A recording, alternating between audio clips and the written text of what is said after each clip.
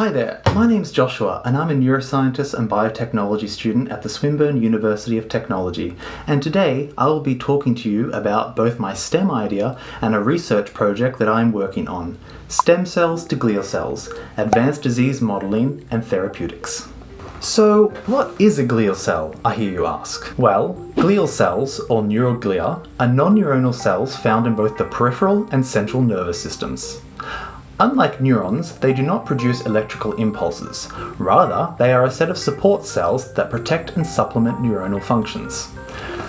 As an analogy, if neurons are the Beyoncé of the brain, then the glia are her entourage. Sure, Beyoncé may be fabulous as she already is, but without the support of background singers, lighting and effects teams, and makeup artists, just to name a few, the final performance will be somewhat lackluster. Did you know that post-mortem histological analyses showed that Einstein's brain, which, due to his short stature, was smaller than average, had a higher glial to neuron ratio than the average male brain?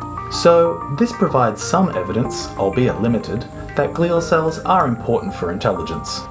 In the central nervous system, the following glial cells are found: oligodendrocytes, which produce the myelin sheath to insulate the axon; ependymal cells, which form the neuroepithelium of the brain's ventricular system, producing cerebrospinal fluid; microglia, which are the resident macrophage cells and serve as the brain's immune system; and astrocytes, the focal cell in this study, which, among many other functions, support the blood-brain barrier. In this project, I will attempt to demonstrate that human pluripotent stem cells, a type of master cell, can be differentiated into astrocytes through gene cloning overexpression of two transcription factors, Sox-9 and NFIB. In essence, there are two main aims of my research project. One, to successfully clone transcription factors from one vector to another, which uses gene cloning technologies. And two, to use these artificial vectors to program stem cells to differentiate into astrocytes. The impetus for this study was to generate human astrocytes that can be used for disease modeling,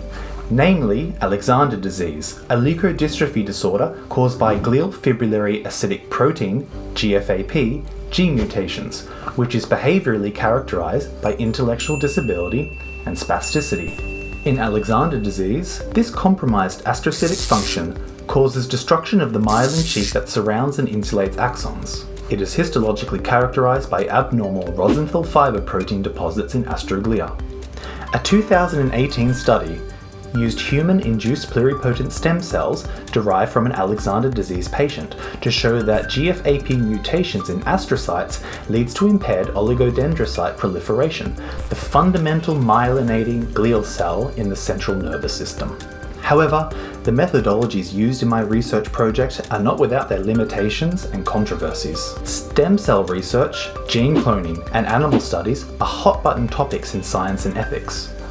For example, one potential limitation is that non-human animal models of AXD, such as rodent models, do not sufficiently recapitulate dysfunctional myelination in human patients.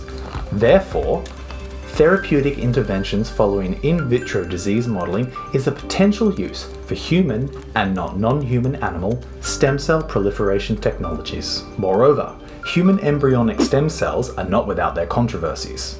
Utilization of embryonic stem cells, the most common subtype of pluripotent stem cells, relies on the destruction of the pre-implantation stage embryo during fetal development. Fortunately, my project will use rodent stem cells, but nevertheless, the problem of rodent to human extrapolation still exists. The future of stem cell, gene cloning, and neuromedicine seems rather bright since undertaking this research project. This project uses a relatively novel transcription-factor-based approach to stem cell proliferation.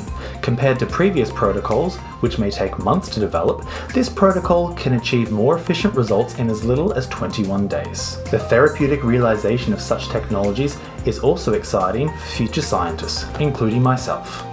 Disease modeling using artificially derived pathological human cells may allow us to study human diseases in vitro without relying on animal experimentation or post-mortem analyses.